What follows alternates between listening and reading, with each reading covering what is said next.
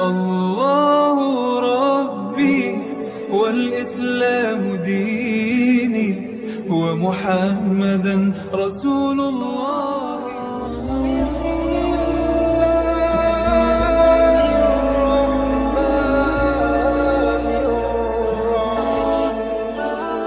من يضلل فلا هادي له أشهد أن لا إله إلا الله وحده لا شريك له وأشهد أن محمدا عبده ورسوله لا نبي بعده أما بعد.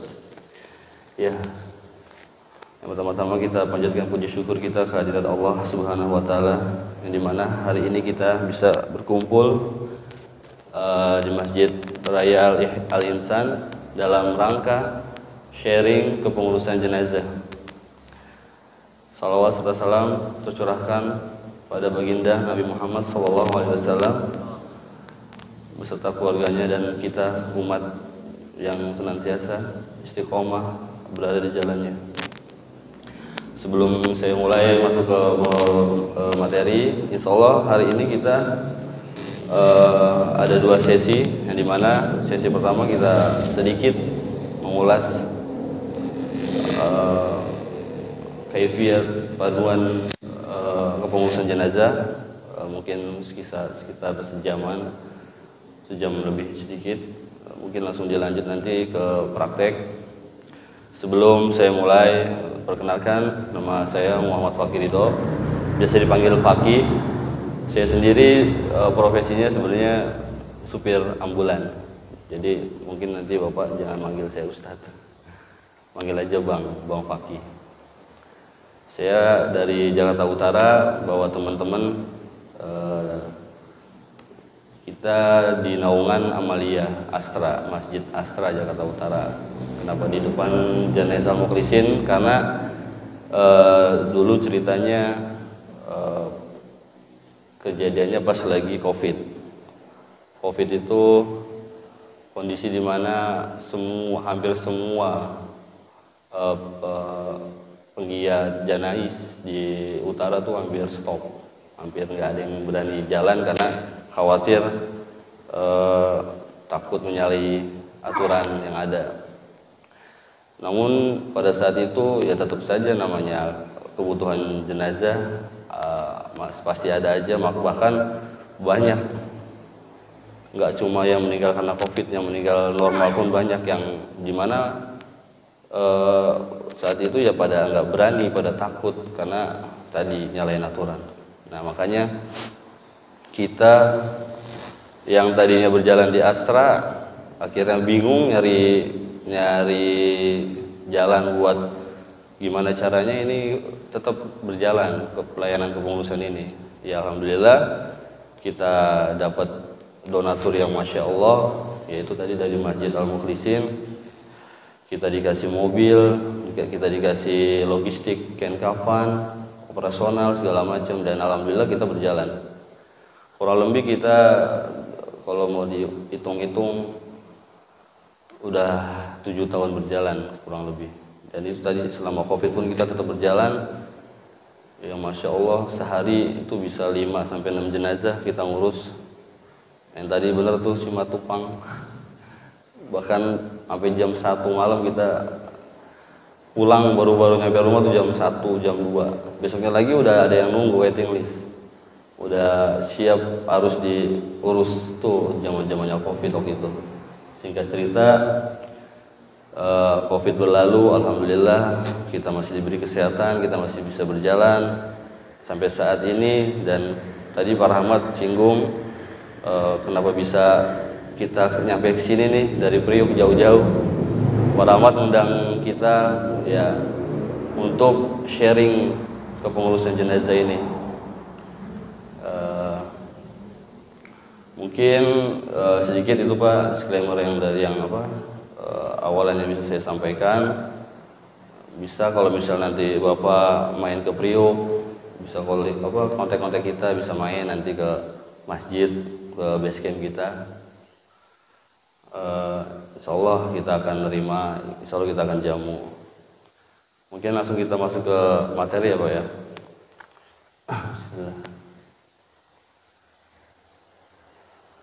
Panduan pengurusan jenazah yang akan kita bahas mungkin ada 3 poin mungkin ya, 2 poin. Memandikan, mengkafani jenazah. Adapun memikul, menyolatkan, menguburkan mungkin nanti sekilas saja karena ada di dalam file ini. Sebelum kita melaksanakan melaksanakan pemandian, ketahuilah bahwa sebelumnya memandikan jenazah ada beberapa poin yang harus kita ketahui. Di antaranya, pertama, mengetahui tanda-tanda kematian agar kita lebih yakin bahwa orang tersebut telah terkonfirmasi sebagai jenazah. Yang diantaranya 1, mata yang terbelalak terbuka, yang dimana berdasarkan hadis berikut yang artinya apabila roh telah dicabut maka penglihatan akan mengikutinya.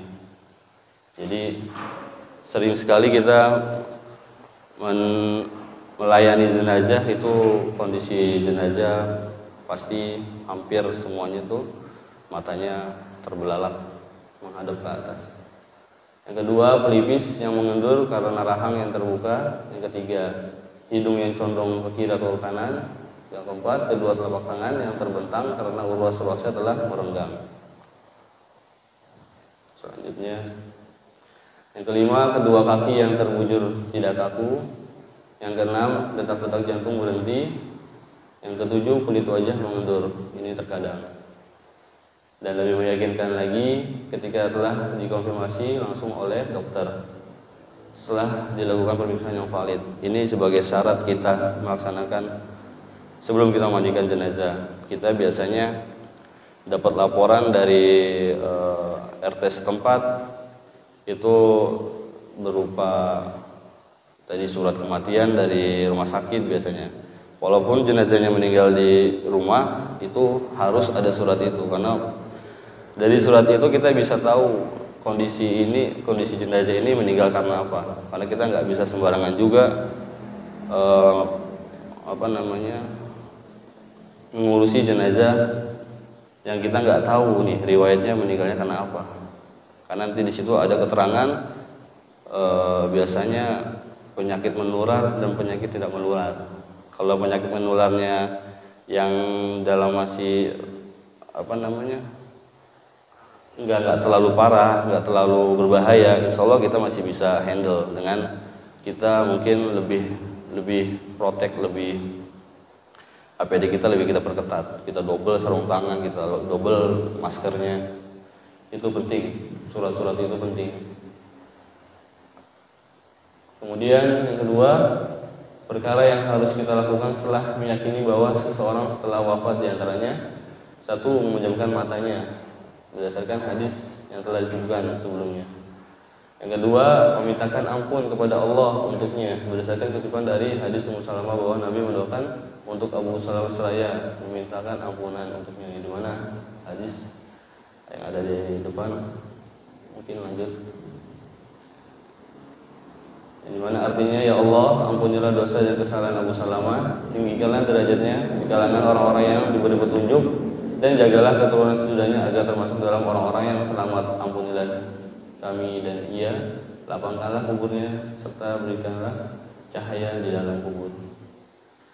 Adapun tadi menutup matanya yang terbuka, ini juga kondisional ya Pak. Ketika jenazah nggak bisa ditutup pun juga nggak masalah. Jadi kita jangan paksa kondisi jenazah untuk mengikuti tadi arahan tadi.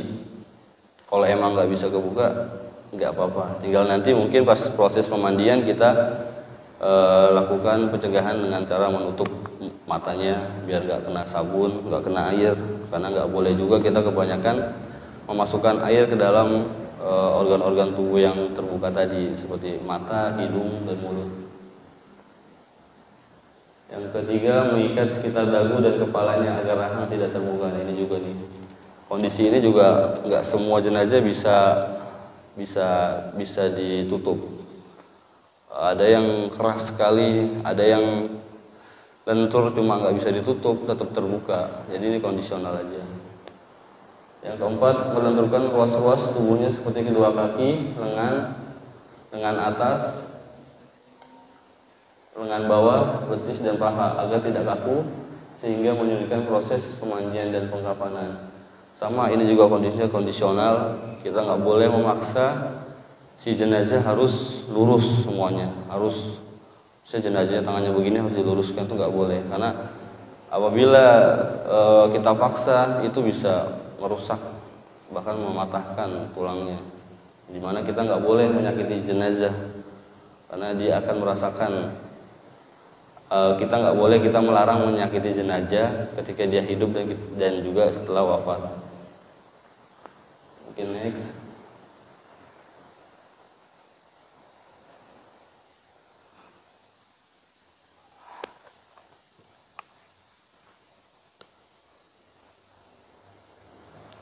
Yang kelima, melepaskan pakaiannya lalu menutup seluruh tubuhnya dengan kain berdasarkan perbuatan para sahabat ketika ingin memandikan jenazah Rasulullah SAW. Aisyah menuturkan, ketika para sahabat ingin memandikan jenazah Nabi SAW, mereka mengatakan, demi Allah kami tidak tahu apa yang harus kami, apakah kami harus melepaskan pakaian Nabi sebagaimana kami melepaskan pakaian jenazah-jenazah kami yang lain, atau kami memandikan jenazah beliau dalam keadaan masih berpakaian, kecuali orang yang wafat dalam keadaan sedang berihram, maka kepala dan wajahnya tidak ditutup. Berdasarkan hadis Abdullah bin Abbas yang kutipannya, di mana artinya, dan janganlah kalian menutup kepala dan wajahnya. Ya, ini juga mungkin sedikit penting juga, melepas pakaiannya yang apabila kondisinya itu susah, sulit melepasnya dengan normal, mungkin dengan cara dipotong saja langsung bajunya atas izin dari keluarganya sebelumnya. Khawatir itu ada wasiat baju ini gitu, yang dikhawatir itu aja. Yang keenam, meletakkan sesuatu yang sedikit berat seperti cermin dan lain-lain di atas perutnya agar tidak membengkak apabila pemandiannya terlambat. Ini juga sangat penting, Pak. Meletakkan sesuatu benda di atas perut jenazah ini penting banget. Apalagi kalau jenazah itu meninggalnya malam, penantiannya agak lumayan lama sampai pagi.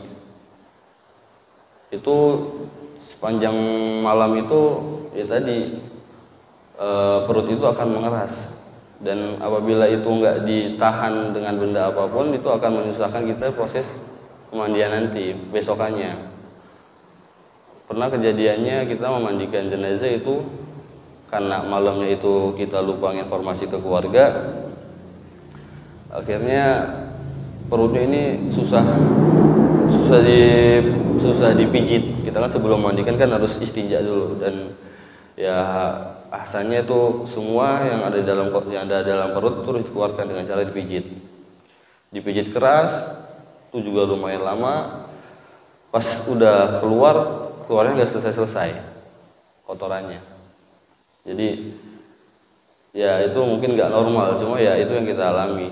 Atau tadi kita nggak lupa informasi malam, pas besokannya kita mandikan, kotorannya keluar terus, bahkan sampai setengah jam kita ngeluarin kotoran doang. Itu kondisi yang mungkin nggak normal, dan mungkin juga akan masalah juga di lingkungan, akan jadi fitnah. Ini kenapa kok pemandian jenazah lama sekali, yang biasanya mungkin cuma 20 menit udah selesai. Dan kalau udah gitu sih biasanya kita daruratnya kita sumpal di lubang duburnya untuk menjaga agar najis itu nggak keluar lagi. Mungkin itu. Selanjutnya yang ketujuh, membaringkan jenazah di atas ranjang dan tidak dibaringkan di atas lantai, berdasarkan para sahabat membandingkan jenazah Rasulullah di ranjangnya. Ini juga kondisional mungkin, Pak, nggak semua orang punya ranjang, ya mungkin dikasih alas aja, mungkin dikasih tikar atau sejenisnya atau sejadah. Lalu yang ketiga, menyegerakan pengurusan jenazah berdasarkan hadis Nabi SAW, yang dimana artinya segeralah mengurus jenazah karena jika jenazah itu adalah orang soleh, berarti kalian telah mempercepat kebaikan untuknya, dan jika jenazah tersebut selain orang soleh, berarti kalian telah meletakkan kejelekan di pundak kalian. Kita masuk ke dalam memandikan jenazah.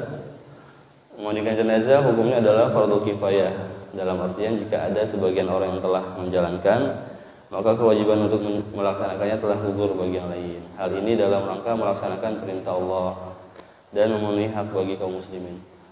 Mayat orang yang beragama Islam wajib dimandikan kecuali jika mereka mati dalam peperangan. Adapun tadi orang-orang yang berhak memandikan jenazah sebenarnya lebih ke keluarganya. Kita relawan juga enggak semena-mena harus kita yang memandikan. Mungkin bisa diarahkan terlebih dahulu bahwasanya ini yang berhak, yang berkewajiban memandikan yaitu dari keluarganya. Dan syarat memandikan jenazah yaitu Islam, berakal, ikhlas, berilmu, amanah, sabar, merasakan sopan santun, lembut, dan bertanggung jawab.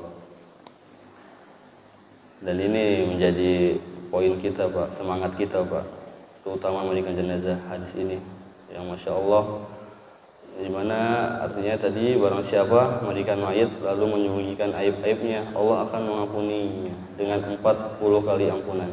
Dan barang siapa menggali kubur untuknya, maka akan diberikan pahala bagi seperti pahala orang yang memberikan tempat tinggal hingga hari kiamat.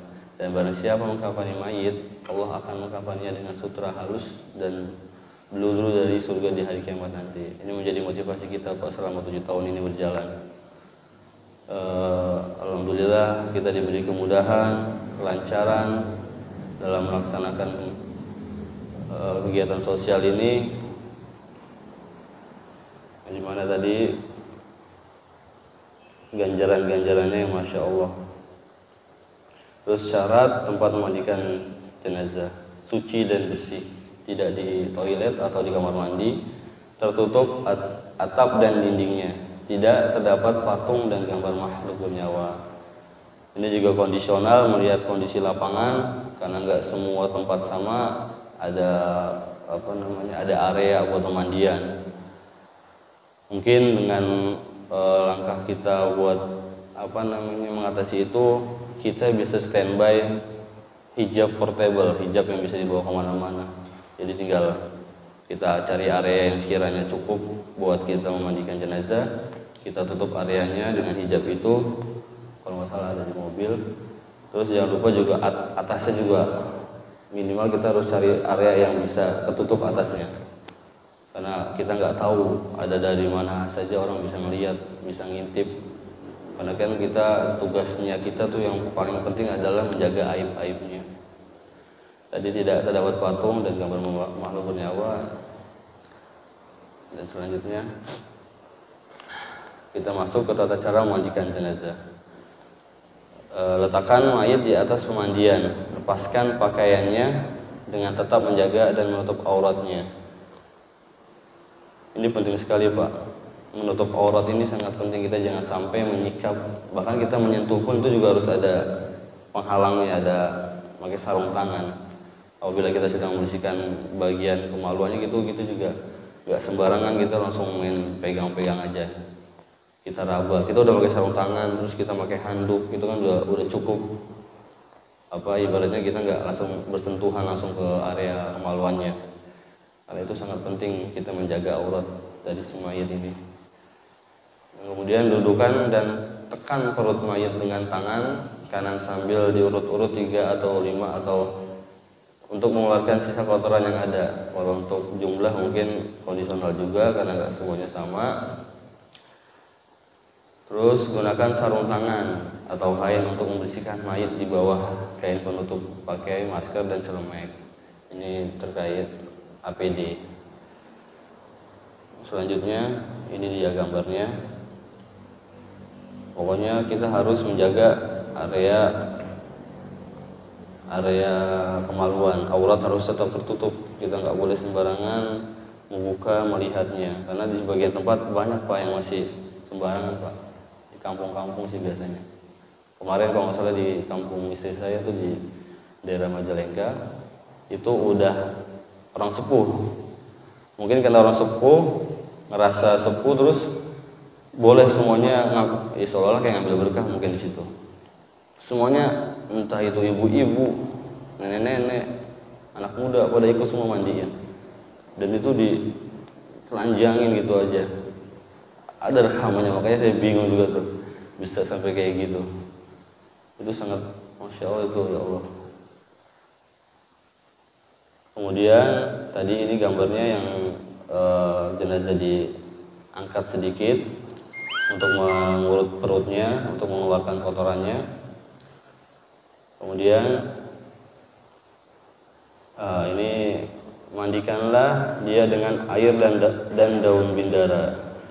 Kita ini biasanya juga kita kerjakan menggunakan daun bidara yang pada umumnya biasanya di masyarakat itu pakai kembang 7 rupa ya Pak. Itu nggak ada tuntunannya, kita biasakan dimanapun, walaupun di sana disediakan, kita bahasakan dengan baik bahwasanya sunnahnya ini pakai daun bidara. Jadi nggak perlu menggunakan daun-daun bunga kembang 7 rupa itu. Mandikanlah ya sebanyak 3 kali atau 5 kali atau 7 kali. Untuk nominal juga kondisional. Ya kalau bisa seperti ini, dan kalau nggak bisa juga yang penting ganjil. Terus selanjutnya mulai dengan sisi kanan mayit, membasuh tangan.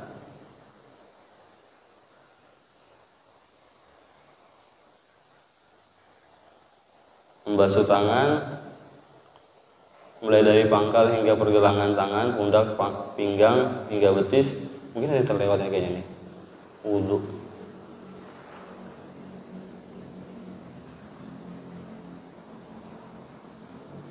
Apa naruhnya salah?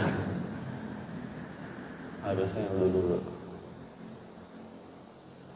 Nah, ini harusnya ini dulu. Mulailah dengan mewudhukannya. Setelah kita mengistinjakan, membersihkan si mayit, mulai dengan mewudhukannya mayit seperti wudhunya orang sholat. Tangan, telapak tangan, area mulut, hidung. Kalau kita biasanya mempermudah itu dengan cara kain kita lilit di jari kita bersihkan di area lubang dan gigi, mulut untuk daerah yang tadi. Terus selanjutnya wajah, siku, kepala dan kaki. Kemudian basuh sebagaimana basuhan pada saat mandi junub. Selanjutnya setelah wudhu tadi kita lanjutkan dengan siraman mandi junub. Yang dimana tadi kepala, sebelah kanan, sebelah kiri, dan kaki. Terus pemandian pertama dengan menggunakan air yang dicampur daun bidara atau sabun hingga berbusa. Mulai dengan membasuh kepala, wajah, dada, dan ketiak si mayit.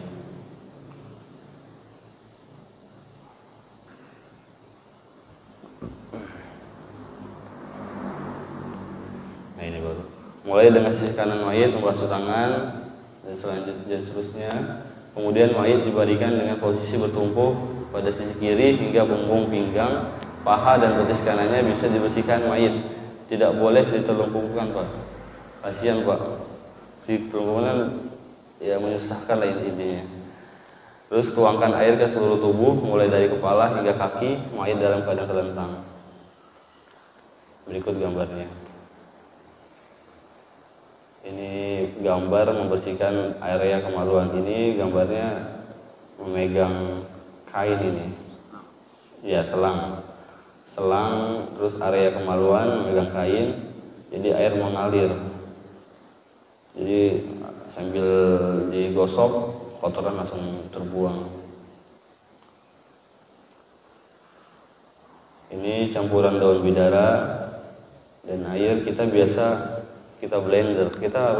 Tadi kita lupa bawa daun bidara, katanya di sini nggak ada. Mungkin nanti prakteknya pakai daun-daunan aja Pak, buat sampel aja. Daun bidara,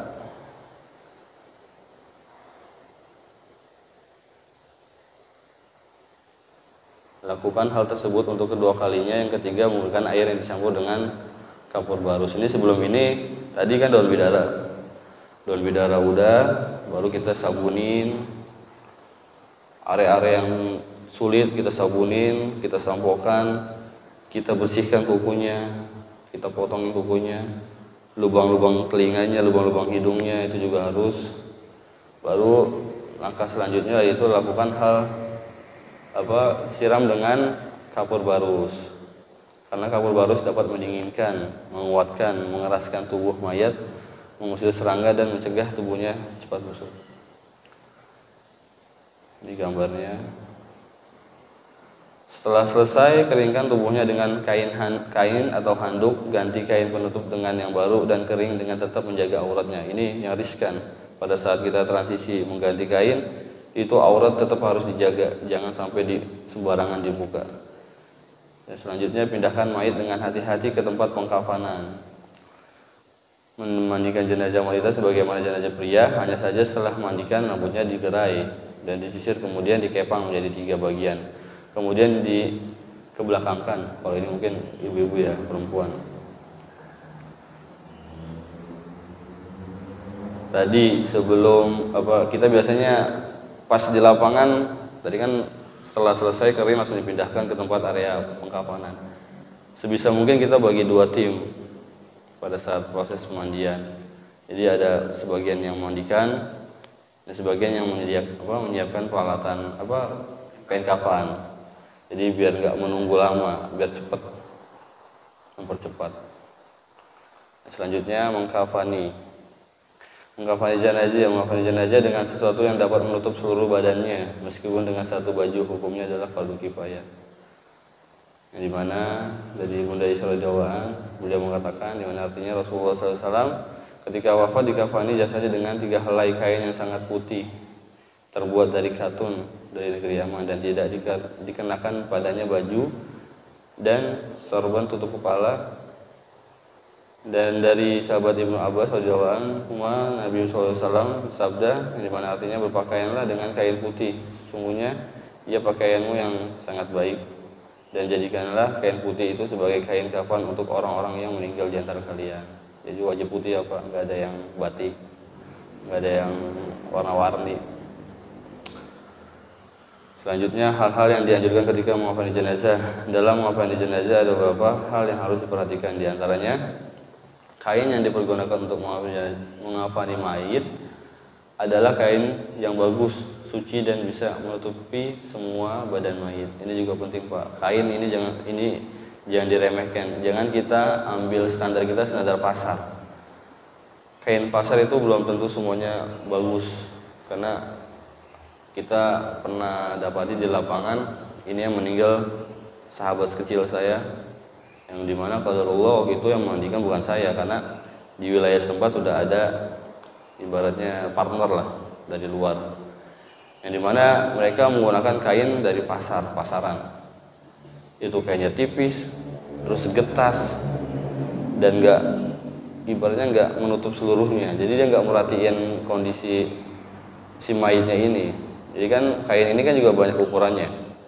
Ada yang 90 cm lebarnya, ada yang 120 cm lebarnya, ada yang 150 cm. Kalau kita pakai biasanya 150 cm yang paling besar. Karena kita kan di lapangan juga kadang nemu jenazah yang big size, yang gemuk. Yang nanti mungkin juga itu ada triknya buat gimana caranya biar ketutup semua dengan cara dikipas atau di zigzag gitu. Mungkin nanti pas praktek kita praktekkan ntar. Terus kain kafan hendaknya berwarna putih dan bila ada salah satunya bergaris. Ini maksudnya apa ya? Bergaris ini mungkin buat tanda kali. Diolesi dengan minyak atau wangian. Kain kafan yang dipergunakan untuk laki-laki dan wanita sebanyak 3 lapis. Tidak ada dalil sahih yang membedakan. Hanya saja mungkin nanti di perempuan ada hijab, ada gamis kalau nggak salah. Dan itu nggak terhitung dengan jumlah. Itu hanya pelengkap. Yang selanjutnya tata cara mengkafani. Ini cara mengukurkan kafan. Kalau kita biasanya kita pukul rata. Pada saat proses kita menyediakan stok, biasanya kan kita belanja tuh udah bal-balan yang panjangnya kalau nggak salah 50 meter, 50 meter, lebar 150 meter. Kita pukul rata semua settingan kain kafan tuh di ukuran 240 cm panjangnya. Jadi jenazah bentuk apapun kita pakai sama, karena yang dikhawatirkan ya tadi repot kalau kita misalnya motong-motong di tempat di tempat jenazah, kan kita nggak tahu di rumahnya ada yang sempit, ada yang mungkin yang nggak muat kita buat nyering kain kafan itu. Jadi kita biasanya kita pukul rata, kita setting dengan ukuran 240 cm panjangnya. Selanjutnya kain kafannya telah siap, kemudian ditaburi wangian dan kapur barus, kemudian letakkan mayit di atas dengan hati-hati dan tetap menjaga auratnya. Oleskan minyak wangi pada tubuh si mayit, dan yang dianjurkan pada 7 anggota sujud, yaitu kening, hidung, telapak tangan, lutut, dan telapak kaki. Lalu ambil ujung kain yang pertama, paling bawah, paling dalam ke arah kanan. Kemudian lipat ke sebelah kiri bersamaan mulai dari kaki hingga kepala. Setelah itu pegang ujungnya dengan kuat dan lipat atau putar. Lalu pegang lipatan ujung kain dengan tangan kiri. Lalu ambil kain yang kedua dan lakukan seperti yang pertama. Begitu juga dengan yang ketiga. Ikat dengan kuat dan jadikan ikatan di sebelah sisi kiri mayit. Selimuti mayit yang telah dikafani agar benar-benar tertutup dan terjaga sebelum dikuburkan. Mungkin ini udah jelas ya Pak. Ini gambarnya. Ini kondisi tadi, jenazah ditaruh di atas kain. Nah, yang penting aurat itu sangat penting dijaga. Ini tadi yang di ujungnya dipegang, dilipat. Mungkin cukup ya Pak. Sebelum ini mungkin selesai nih. Mungkin tadi sedikit aja kita ulas yang tadi yang mengiring terus menguburkan. Mungkin sebelumnya ada yang mau ditanyakan, kita sharing aja Pak. Barangkali ada yang kurang jelas atau ada hal-hal yang mau kita bahas di sini. Silakan Pak. Oke. Bang Adi.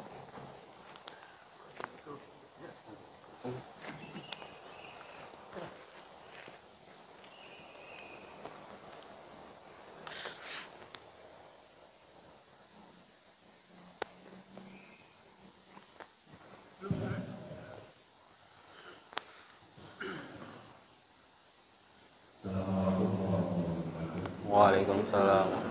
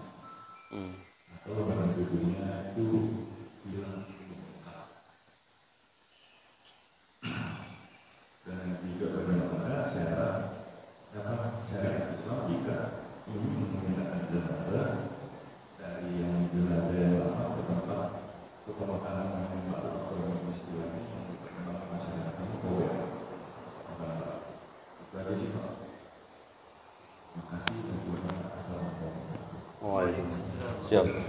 Tadi yang pertama, kondisi jenazah yang apabila kita belum tahu nih, belum dapat suratnya, dan kita nggak tahu riwayat apa yang ada di jenazah ini. Tadi kan disinggung sedikit, kalau emang tadi nggak ada surat, kita nggak tahu jenazahnya kayak gimana, kondisinya sakitnya gimana, mungkin kita lebih ekstra aja, karena ini kebutuhan si jenazah yang harus disegerakan.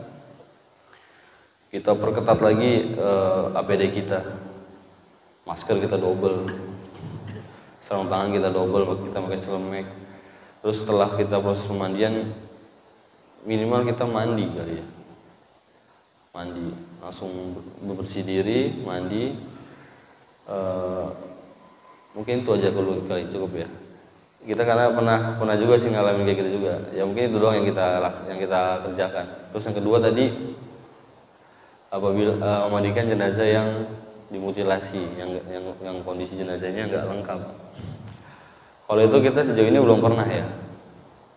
Kondisi jenazah yang dipotong-potong, kepalanya nggak ada, tangannya nggak ada, kakinya nggak ada, kita belum pernah. Cuma yang kita pernah kerjakan paling yang diamputasi, orang yang kena gula misalnya kan.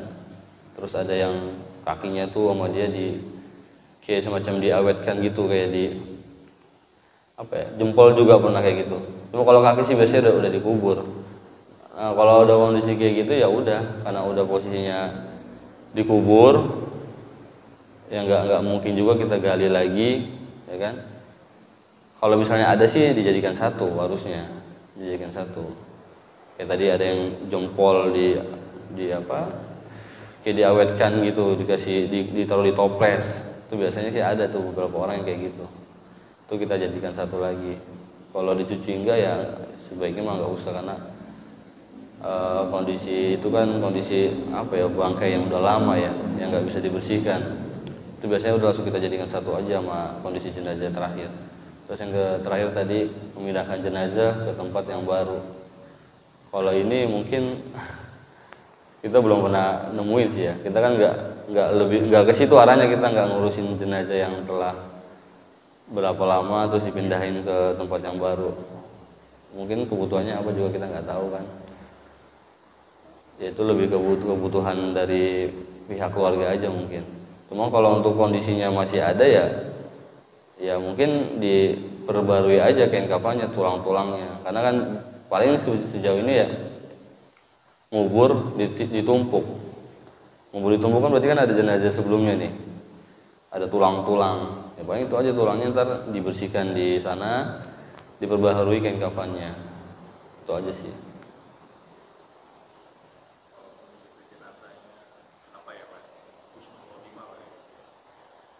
Masih hidup, masih utuh gitu. Ya diganti lagi kain kafannya, diperbaharui. Mandinya nggak perlu.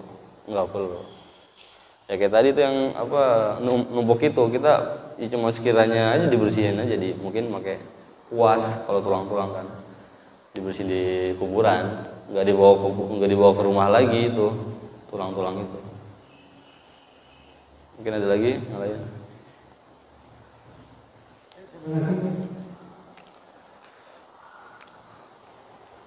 Assalamualaikum warahmatullahi wabarakatuh. Saya Abdul Dokter dari Jakarta Timur yang pertama untuk jenazah anak-anak, khususnya karena ada bayi dengan satu orang yang memandikan dari waktu itu pernah saya lihat, itu bagaimana prosesnya, atau mungkin bukan bayi, anak yang masih SD. Ini apakah proporsinya sama dengan jenazah orang dewasa atau tidak? Yang kedua, kemudian saat ini kita sedang ada bencana. Biasanya kita itu diambil oleh perusahaan sebagai rumah sakit dan langsung dibersihkan di rumah sakit. Nah, yang saya tanyakan adalah apakah ketika dari rumah sakit apabila ada keluarga yang memahami memandikan ulang itu diizinkan atau tidak, atau apa yang hukumnya? Karena kadang ada keluarga yang memang merasa tidak puas. Dia sudah dimandikan di rumah sakit, dia terima kasih. Assalamualaikum warahmatullahi wabarakatuh. Baik Pak, yang tadi yang pertama anak kecil ya, anak bayi di pangku. Ya kondisional lagi, itu mah lagi-lagi apa keinginan orang tuanya kah, atau emang areanya nggak siap gitu loh, nggak ada gitu. Kita juga sering kok mandikan jenazah bayi di pangku sama orang tuanya, dan profesionalnya ya sama dengan yang dewasa, hanya saja ya kain kafannya disesuaikan aja dengan ukuran si bayi. Terus yang kedua, memandikan 2 kali ya. itu bisa, itu sih sejauh ini saya belum pernah ngalamin ya. Bahkan saya sendiri aja apa ya, ibu mertua kan meninggal COVID. Ibu mertua yang waktu itu yang saya tahu kondisi waktu itu tuh hampir semua mungkin ya, penanganan COVID, pemandian COVID itu kita nggak tahu kan, itu diuduin apa enggak, ditayamin apa enggak kan. Ya pada saat itu sih dengan apa namanya ya, keinginan saya sih saya tayamuin ulang pada saat itu, karena saya kan dikasih akses buat masuk, buat melihat langsung, karena yang saya tahu waktu itu jenazah main dilempar-lemparin aja Pak, sembarangan dimasukin peti itu udah main lempar-lempar aja lah pokoknya lah. Makanya saya nggak percaya, akhirnya saya masuk, saya minta tolong sama perawatnya waktu itu, tolong saya pengen lihat ini jenazah diwuduin di tempat ditayamumin, karena kan nggak mungkin diwuduin, intinya dibersihin lagi area-area kotorannya, duburnya, maluannya. Itu sih yang saya kerjain. Cuma pernah juga waktu itu kita memandikan 2 kali tuh bukan kayak gitu, bukan kondisinya, bukan keinginan keluarganya ya. Jenazah ini kita mandikan malam, ini atas keinginan keluarganya. Kalau nggak salah waktu itu takbiran atau tahun baru saya lupa. Jadi pas lagi rame-rame kita mandiin malam, itu jenazah meninggal karena serangan jantung. Kita proses mandiin aja itu darah keluar mulu kan. Cuma karena kita juga waktu itu lupa nggak koordinasi sama keluarga, ini mau dikubur kapan ya kita mandiin, nggak taunya dikuburnya besok pagi. Pas subuh keluarganya nelpon, "Pak, ini kenapa jenazah kok hitam semua, kain kapan yang tadinya putih?" Dari situ kita baru belajar tuh, dapat ilmu baru kan, bahwasanya ya tadi jenazah itu harus disegerakan. Yang kedua, kita harus tahu riwayat jenazah ini kenapa meninggalnya. Kan sakit jantung itu tuh ya tadi pompaan terakhir itu darah keluar dari mana, dari segala lubang. Alhasil ya besoknya kita mandiin lagi. Pokoknya kalau kita dapati jenazah meninggal karena jantung, itu kalau bisa langsung disegerakan, karena nanti akan jadi PR. Pas proses saat itu aja kita harus nyumpel, harus, bahkan kita ada teknik lagi dengan cara ditaburin kopi. Itu kalau ada lubang disumpel pun bahkan terus mengalir, terus keluar terus. Makanya kita terakhir kita taburi kopi, insya Allah itu mampet, bisa menghambat untuk sementara ya. Makanya langsung disegerakan, langsung dikubur. Itu menjadi pelajaran kita sih waktu itu. Yang untuk mandikan 2 kali ya Pak. Kalau untuk keinginan keluarga karena nggak percaya sih, pengalaman saya pribadi tadi, cuma nggak, selama ini kita belum pernah. Itu aja sih. Mungkin ada lagi.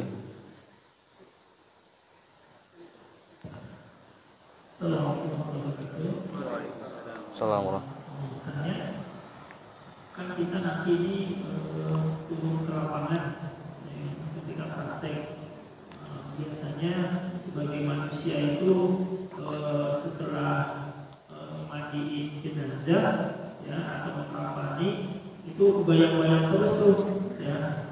Sebagai orang yang pengalaman ya kan, pengalaman, karena saya pernah dengar tuh katanya buat menghilangkan biar terbayang-bayang air cucian yang buat mandi jenazah buat wudhu kita gitu.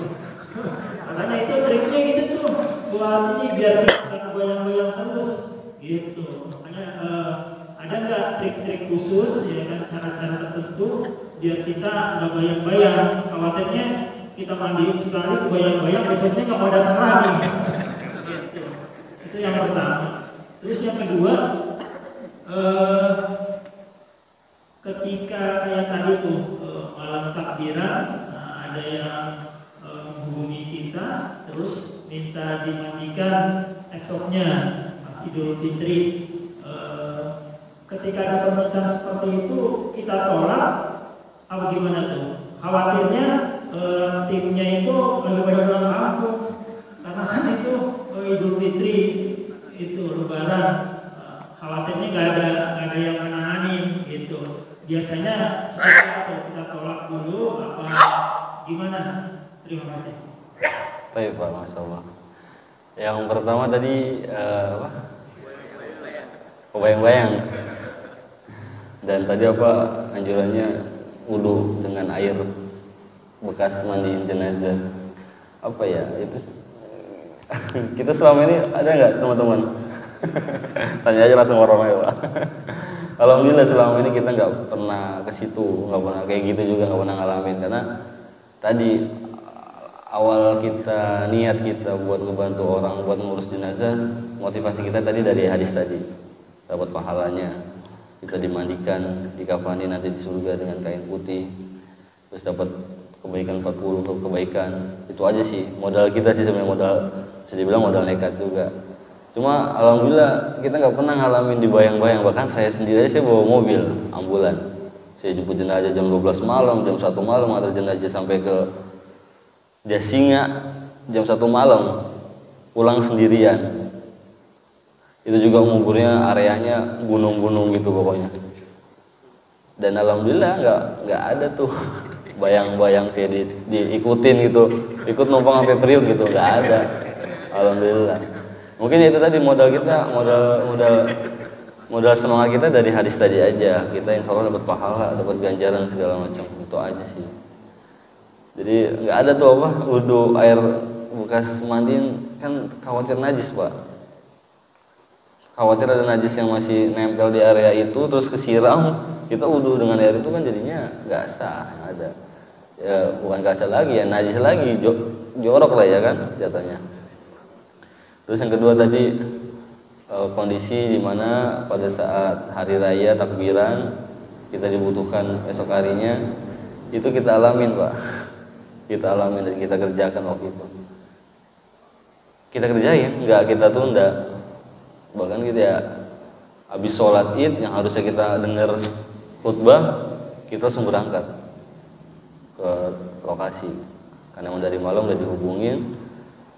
Ya mau gimana, kita minimal kita berbagi kesedihan juga. Di sana kan kondisinya lagi sedih, keluarganya kan. Maksudnya ya jangan sampai ini berlarut-larut.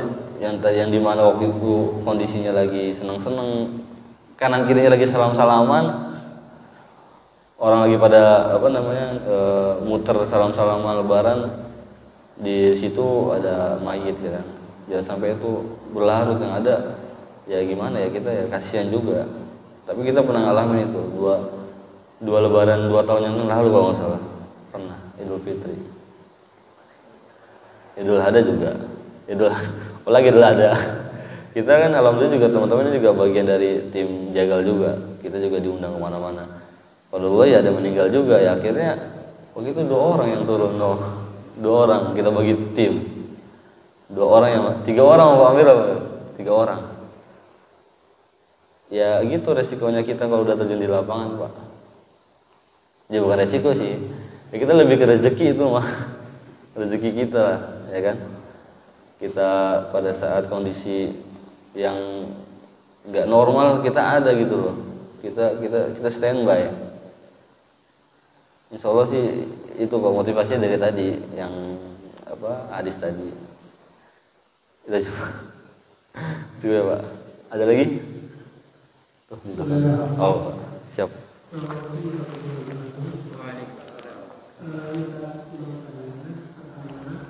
Kalau kebagian minimal berapa orang? Kedua, apakah tetangga atau saudaranya itu atau pamannya dilibatkan? Ketiga, yang ketiga ini untuk orang biasanya kain kafan kan 3 lembar ya? Iya. Itu kalau 3 lembar itu tak cukup, apakah bisa ditimbang lagi ataukah bagaimana? Itu aja sih Pak. Terima kasih. Assalamualaikum. Untuk kebutuhan tim ya di lapangan ya. Sebelum ada alat ini kita mungkin 5 orang atau 6 orang karena kan iya, karena kan itu kebutuhan buat ngangkatnya agak repot kan. Setelah ada alat ini berdua doang juga cukup sebenarnya. Ini alhamdulillah alat ini juga ngebantu banget buat proses kepengurusan jenazah. Makanya ntar kalau di sini udah ada timnya, minimal ada alat ini Pak, bisa dibawa-bawa. Ada yang lebih kecil lagi, ada tasnya juga, bisa digendong. Terus untuk keterlibatan lingkungan yang paling wajib ya ada keluarganya, harus ada itu. Ya gimana ya, dia mungkin udah nggak bisa dalam arti terjun, masa nggak bisa juga nyaksiin gitu. Ya minimal ada bakti terakhir buat si mayit ini, misalnya dari orang tua ke anak ya kan, atau anak bapak ke anak anak ke bapaknya, minimal harus ada. Terus yang tadi yang kedua, kain kafan, nanti kita praktek Pak, ada triknya. Ini insya Allah kain kafan kita yang udah paling lebar, 150 cm itu udah paling lebar. Di pasar di pabriknya itu udah yang paling lebar. Kan tadi yang paling kecil 90 cm, 120 cm, 150 cm. Kalau ini udah juga cukup, tadi kita kipas. Jadi kita ambil gini. Pokoknya yang kita amanin tuh area atas aja. Kalau area bawah kan paling kan pasti kan ngerucut, ngecil. Jadi yang kita amanin, yang kita setting tuh area atasnya aja, dikipas, istilahnya dikipas atau di zigzag. Insya Allah itu ketutup. Mau segede apapun, kita juga pernah yang hampir 200 apa ya? 200 meter ya jatuhnya ya tadi. Karena 1,5 dikipas. Iya. Ya maksudnya kita pernah ngalamin jenazah tuh 250-an kilo kalau nggak salah. Iya, dulu gotongnya belum ada ini nih, pakai bambu. Areanya gangan, jadi dari rumah sakit aja saya gotongnya aja udah lumayan, di mobil juga udah lumayan berat. Masuk ke area lingkungannya nggak taunya gang kecil. Waduh, kerandanya nggak muat. Akhirnya disiasatin turunin dulu di bawah, pakai sarung Pak. Sarung, ada berapa sarung nggak saya lupa, pakai bambu, dipikul, dipanggul, buat satu baris orang masuk doang gitu. Itu kalau nggak salah 250 kilo kalau nggak salah. Terus yang kedua ada orang meninggal di kamar mandi, mungkin dia jatuh atau gimana, semalaman, kayaknya jantung itu, orang hitam semua mukanya. Itu juga berapa kilo Pak, hampir 150-an kilo, itu besar lah pokoknya. Itu kita mandiin juga nggak bisa kita mandiin, karena kondisinya udah hitam. Kita tolol sedikit aja kulitnya nih, udah ngelopek, darah semua keluar. Ya hasil kita beli plastik tuh akhirnya tuh buat ngejaga kain kafan tadi kan. Intinya kan tugas kita buat ngejaga aib si jenazah. Jangan sampai keluar rumah nih jadi bahan omongan tetangga. Itu meninggalnya hitam semua, itu banyak dosa, bisa aja kan gitu kan mulutnya kan. Intinya kita tuh buat ngejaga itu aja. Ya, tadi siasat kita plastikin jenazahnya, baru kita bungkus. Itu juga gemuk juga jenazahnya, hampir 200-an kilo kalau nggak salah. Teman saya yang biasanya yang nggak pernah absen pelayanan nih, sampai malam pun juga dijamah nih, nangis dia. Nangisnya tuh bukan karena sedih, enak, karena kondisi jenazahnya ini ya Allah. Oke tuh poinnya tuh satu lagi, harus siap menerima keadaan jenazah apapun. Kita udah nyampe lapangan, masa kita pulang? Kasihan jenazahnya, kasihan keluarganya. Terus ada lagi? Udah ya Pak ya, cukup ya? Tadi ada lagi 2 di belakang. Di belakang Pak, ada. Sebelumnya mohon maaf, pertanyaan ini agak kecil, tapi mungkin kesempatan yang pas. Dan sebesar kita punya teman yang malam, tapi dia masih merahasiakan dari pihak keluarga ataupun secara legalitas dikatakannya masih ada di sebelumnya. Pertanyaannya, apakah kita memiliki kewajiban untuk mengurus jenazah itu secara maksimal, atau kita dibebaskan dan itu berbeda keluarga? Terima kasih. Ya, terima kasih. Untuk kejadian ini kita juga pernah ngalamin. Bulan puasa tahun lalu. Kondisi jenazah ini dia Islam, dia Muslim, meninggal. Jadi dia tuh kayak trainer gym gitu orangnya. Lingkungannya tuh orang Kristen semua.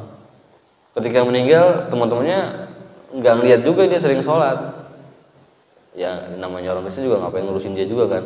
Maksudnya ya mungkin kondisi waktu itu tuh dia lagi di lingkungan orang-orang Kristen, keluarganya jauh, apa ya intinya nggak ada yang bisa dihubungin tuh pada saat itu. Inisiatif teman-temannya dimasukin ke rumah duka di Jelambar tuh. Dia kayak semacam rumah duka orang Cina isinya di situ.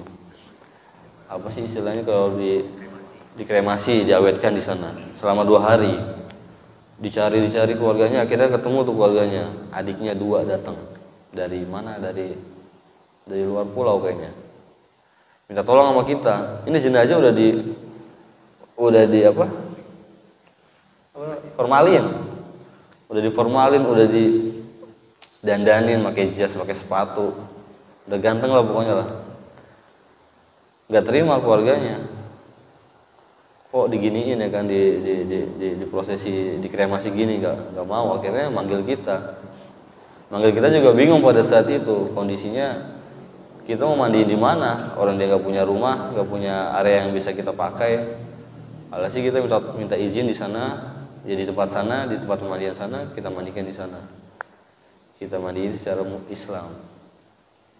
Pada saat itu kita hanya syarat-syaratnya aja kita wudukan. Mandiin sih mungkin insya Allah udah bersih lah. Kalau dari rumah-rumah dua kayak gitu biasanya udah dibersihin semuanya. Kita istinjain sebentar, kita wuduin, kita kafani, lalu kita kuburi. Kalau itu ya tadi ya lebih ke keluarga aja. 2 hari yang lalu kita juga, kan saya juga 2 hari yang lalu malam kalau nggak salah, saya dipanggil dari rumah sakit jam 1 malam, jam 11 malam dipanggil ke rumah sakit. Ini ada jenazah mau diurus sekarang juga di rumah sakit. Nyampe di sono saya masih nunggu lama nih, kenapa nggak taunya debat. Istrinya bilang nih suaminya udah mualaf. Makanya dari pihak rumah sakit manggil kita jam tengah malam, jam 11:30. Kita nyampe sono katanya nunggu sampai jam 1, datang keluarganya, nggak terima, nggak mau diurus Muslim. Kita nunggu lama, akhirnya ya udah, nggak bisa kayak gitu juga, kita kerja dari pagi, pusing, yang ada kan nggak bisa tidur, yang ada ntar nggak sahur. Akhirnya ya udah dikasih putusan, udah Pak nggak bisa Pak, ini sengit pokoknya nih kayaknya 90% ke non muslimin. Itu tadi lebih ke kondisi keluarga. Kita juga nggak semena-mena kita, misalnya ada yang meninggal nih di tetangga kita datang, udah sini saya aja ngurus, nggak bisa juga kayak gitu. Lebih ke permintaan keluarga dulu. Yang poin pertama itu permintaan dari keluarga. Apabila keluarga nggak bisa, dan kedua ya kita ngarahin minimal keluarga ada yang mau ikut proses tadi pemandian dan pengapanan. Mungkin itu aja ya. Ada lagi, satu lagi.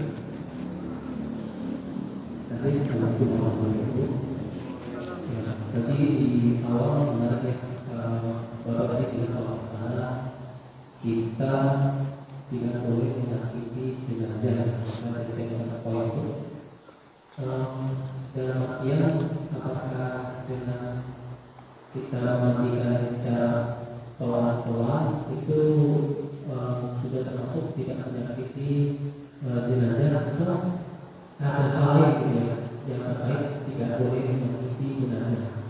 Itu yang pertama. Yang kedua, apakah ada aturan dalam memandikan jenazah itu? Misalnya kalau jenazahnya itu wanita, berarti yang memandikan wanita, atau boleh laki-laki yang memandikan, atau gimana itu? Ya, saja. Terima kasih. Iya Pak, Masya Allah, tanya bagus. Yang pertama tadi bagaimana caranya kita buat untuk tidak menyakiti jenazah pada saat proses pemandian, itu sangat penting banget. Adapun caranya mungkin ya tadi pelan-pelan juga bisa. Yang kedua, apabila kita di lapangan ketemu tadi jenazahnya kaku, atau ada luka, misalnya ada luka terus diplester misalnya, masih kondisi ditutup perban kapas, kita harus izin, minimal kita harus tahu. Makanya tadi pentingnya ada pihak keluarga yang ada di lapangan. Kita harus tahu nih riwayatnya apa aja nih, ini sakit kenapa nih, ini luka basah apa luka kering. Kalau lukanya masih basah, sebaiknya kita nggak buka, karena itu bagian dari menyakiti juga. Terus kedua, bisa jadi itu luka jadi sumber kerepotan kita nanti pas lagi proses pemandian, bisa keluar darah atau nanah atau apapun itu. Intinya itulah, pokoknya sejauh ini kita itu aja sih yang kita terapin. Alhamdulillahnya berjalan lancar. Tadi kita pelan-pelan, terus kalau ada tangannya kaku, bahkan ada yang kakinya begini, ini kalau nggak bisa lurus ya udah nggak usah, begini aja. Jadi jangan sampai dipatok sampai bunyi. Kemarin kalau nggak salah tetangga rumah juga cerita, dia nanya-nanya, kalau di kampung mah begini mau sampai bunyi petak, itu bunyinya bunyi patah, itu bukan bunyi enak. Kalau kita bunyinya enak, patah kan enak. Itu intinya nyiksa, itu nggak boleh. Jenazah tidak boleh disakiti pada saat hidup dan meninggalnya. Terus yang kedua tadi apa? Lupa saya. Oh, jenazah perempuan ya. Jenazah laki-laki dimandikan oleh orang laki-laki, dan jenazah perempuan juga dimandikan oleh jenazah perempuan, kecuali yang ada dalilnya tuh suami dan istri.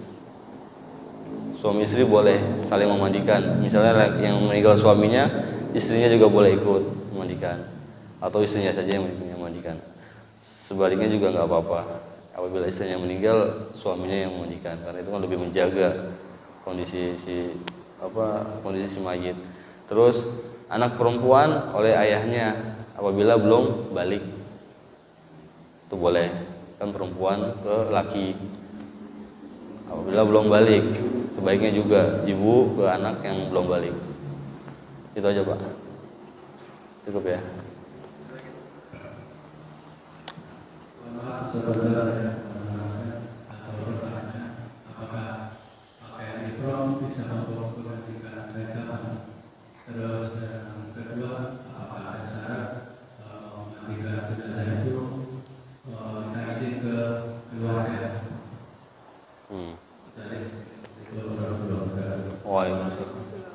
Pakaian ihram biasanya itu wasiat dari si mayit biasanya. Pakaian ihram ada dua, ya kan? Satunya kain kafan. Jadi untuk posisinya juga di lapisan bawah kain ihram, kedua ihram, yang paling atas kain kafan. Jadi kalau kain ihram kan biasanya kan kecil, nggak cukup kadang kan, nggak muat. Jadi yang buat nutupin itu ya tadi kain kafan yang paling atas tadi.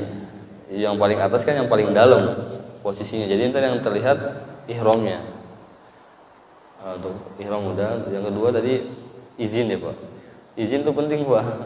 Ya tadi kan saya bilang kalau ada yang meninggal di tetangga kita langsung nih saya aja mandiin, nggak boleh. Nggak boleh. Barangkali si mayit ada wasiat atau apa kan ke keluarga. Dan kondisi kita tuh kondisi terakhir sebenarnya. Kalau untuk tingkatan syarat yang harus memandikan tuh kita paling ujung, paling bawah. Ya kita alhamdulillah kita udah belajar, kita tahu ilmunya, kita tahu cara-caranya. Ya itu tadi tingkatan kita paling pertama ya suami istri, atau intinya keluarga lah yang paling pertama, keluarga kita yang paling terakhir. Izin tuh penting Pak pokoknya. Saja Pak ya. Mungkin ada lagi?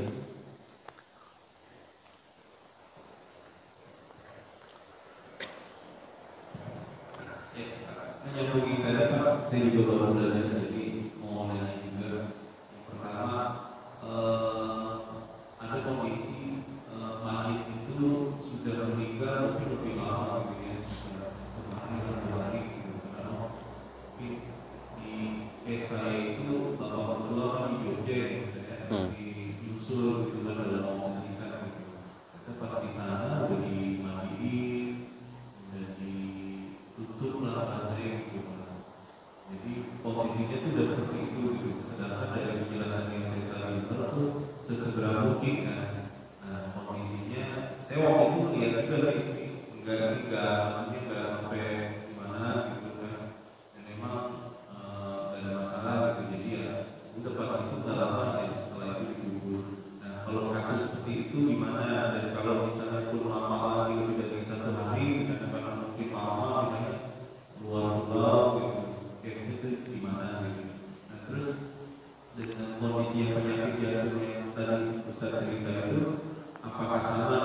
duduk gitu.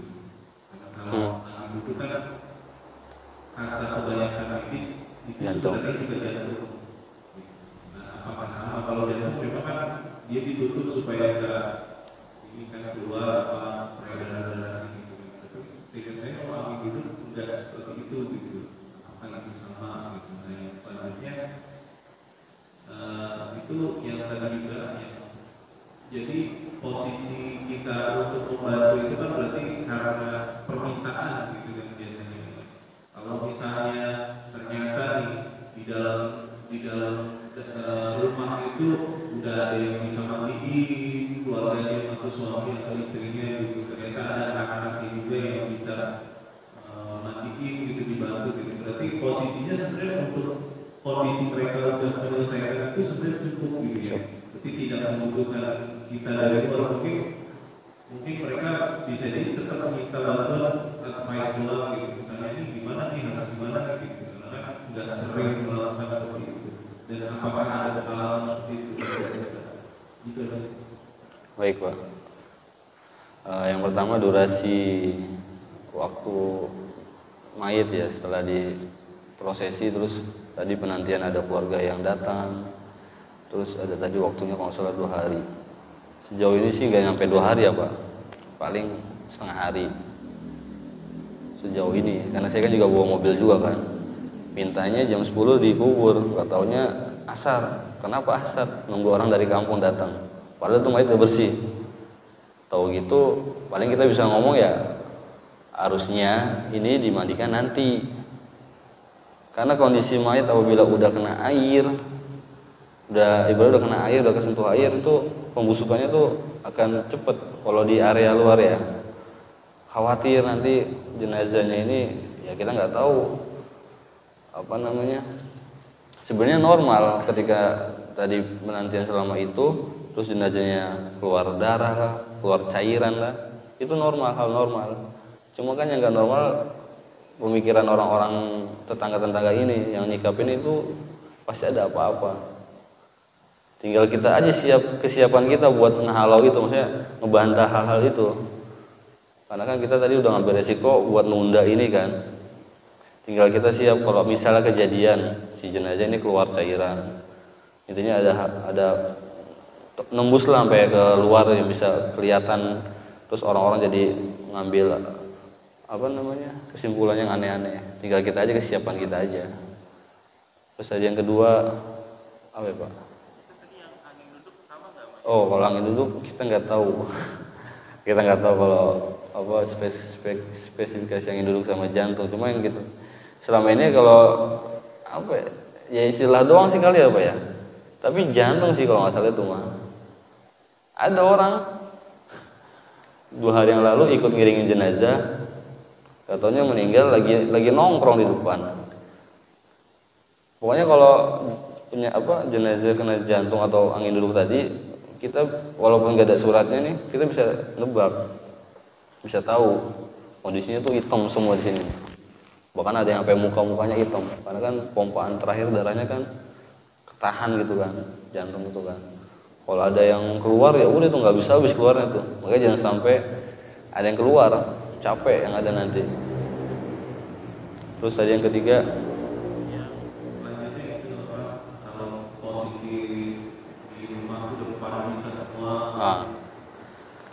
Selama ini apa ya, pernah sekali saya itu bukan, belum pernah Pak, belum pernah.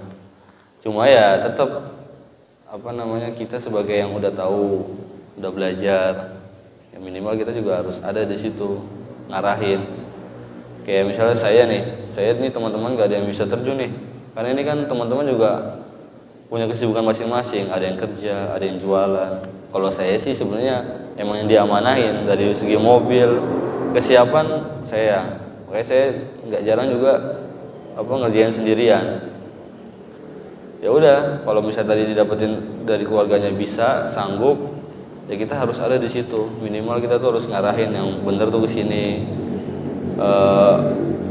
Perlengkapan yang diperlukan ini nggak usah. Misalnya kayak kembang ya. Kalau kita sih lebih ke kembang tuh nggak usah.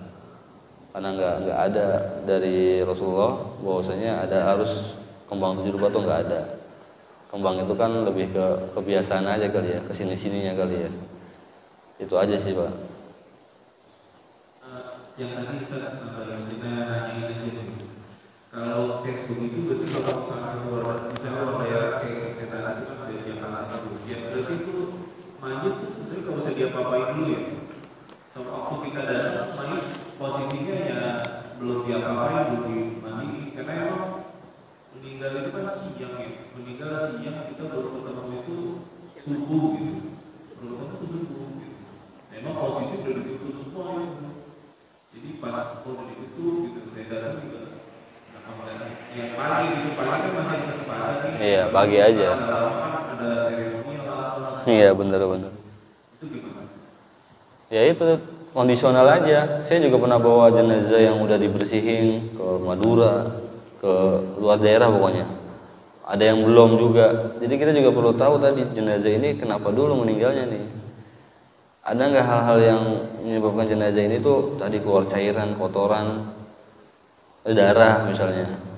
Kalau emang nanti bakal ngerepotin, mendingan nggak usah dimandiin. Kita amanin dulu nih area-area itu. Kita mandinya nanti di sana.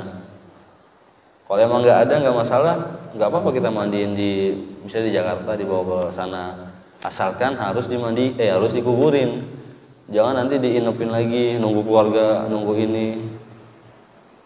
Ya kan tadi penantian tadi tuh apa sih namanya bakteri cepet disegerakan lah ya pokoknya. Kalau apapun itu jenazah harus disegerakan. Tadi apa pengalaman pertama tadi yang mandiin tahun baru, nggak taunya besoknya hitam itu kan jadi apa ya? Saya kasihan pas datang tuh keluarganya nangis-nangis. Yang tadinya rame, ya orang pada ngejauh. Ada aja pas kita datang, musuh tuh hitam gitu. Kita jalan ya sepanjang jalan mau ke rumahnya si Duka. Tuh tetangga tuh aduh. Ya pokoknya yang nggak tahu ya gitu aja mulutnya ada aja ya. Jadinya kan beban buat keluarga ya. Ketika udah selesai sih kita ngasih arahan. Ini jenazah normal, kondisinya sakit ini. Dia ngeluarin ini tuh normal, bukan ada apa-apa. Ada dikait-kaitin dulu orangnya gini, dulu orangnya ini, waduh. Jadi kasihan yang harusnya kita mintain ampunan, malah dijadiin bahan omongan. Kasihan yang jelas. Mungkin kita coba, ada lagi?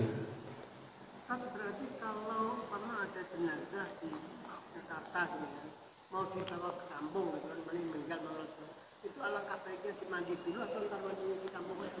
Tadi kondisional. Kita harus tahu jenazahnya sakitnya apa dulu nih. Kalau misalnya jenazah ini bakal ngeluarin tadi darah, misalnya kan kita bisa tahu nanti di rumah sakit kita lihat ini sakit apa pertama, terus ada nggak luka-luka, ada nggak ini lubang-lubang misalnya yang keluar darah, keluar cairan. Kalau mau dibawa ya kita amanin dulu tuh area-area itu, diamanin, dimandiin nanti juga nggak masalah sih. Kalau misalnya normal nggak ada apa-apa, meninggalnya husnul khotimah mah bawa langsung, dimandiin langsung, dibersihin, langsung dibawa dikubur. Ini jadi masalah sih biasanya kalau di kampung itu udah nyampe nunggu lagi. Saya sering itu nungguin kerandanya, akhirnya ya udah minta maaf nih saya mau pulang langsung. Iya sih, karena kalau jenazah itu kena air kan pembusukannya lebih cepat. Iya, kayak tadi sebelumnya tadi ada yang kelewat. Kita harus memandikan jenazah tuh ada batasnya sebenarnya. Kalau tergantung kondisi ya. Kalau kondisi emang minta disegerakan. Sebenarnya ada durasi waktu untuk proses pemandian, itu 4 jam dari kematian. Kan ada yang meninggal di rumah terus minta segera misalnya, itu juga nggak apa-apa, cuma tadi kita harus ekstra. Cuma kalau selama yang kita dapat info dari, kita juga ada teman dokter, bahwasanya jarak dari kematian itu minimal 4 jam buat proses pemandian. Jangan langsung, kecuali urgent langsung dibawa permintaan keluarga. Mungkin itu aja. Udah. Masih ada lagi. pernah nggak mengalami jenazah itu bau busuk gitu? Terus bagaimana kita menyikapinya? Dengan cara apa biar nggak nyium gitu yang mandi? Kita biasanya kita taburin kopi, Pak. Jadi buat mengalihkan bau itu. Kalau parfum kan jadinya gimana ya baunya? Jadi aneh jadinya baunya. Jadi aneh. Kita biasanya pakai kopi sih. Kita taburin kopi. Kalau kopi kan udah kuat. Dan itu juga ya mungkin ya jadi parfum kopi jadinya jatuhnya. Itu yang kita jenazahnya kan? Areanya aja. Kalau parfum kalau tambah nek. Iya, kalau kita kasih jenazahnya parfum malah makin aneh. Kopinya seberapa banyak? Ada air panasnya nggak? Ngopi itu mah. Mungkin itu aja kali apa ya? Oh, ada lagi. Assalamualaikum warahmatullahi wabarakatuh. Waalaikumsalam. Ini misalkan apa? Jenazah itu kukunya panjang-panjang itu sebelum dimandikan atau dipotong-potong dulu atau Sebelum kita kita pindahkan jenazah ke tempat pemandian, kita buka bajunya, itu bagian dari pembersihan. Kuku juga di situ, telinga, hidung, pakai cotton bud, tuh ada cotton bud. dipotong yang misalkan panjang itu Dipotongin. Karena kan kita kan sunahnya kan memang harus bersih kan. Setiap pekan kan. Boleh juga di sini aja ya. Iya, dibersihin pokoknya. Ada lagi, Pak? Apa lanjut? Praktek aja kali ya? Atau ini sih kayaknya boleh nanti di-share. Mungkin itu aja kali Pak ya dari saya. Kurang lebihnya mohon maaf. Mungkin kita langsung nanti habis ini langsung praktek. Apa kain kapan dulu apa mandiin dulu, Pak? Mandiin dulu. Mandi dulu ya? Oh, siap. Mandi dulu ya. Siap. Ini udah ada ininya belum?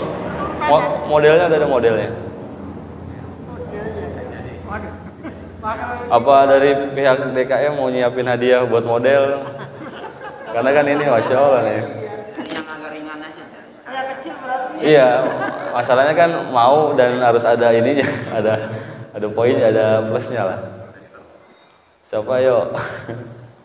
Dimandiin beneran tuh ya? Iya, mandi basah. Udah mandi sih. Udah mandi.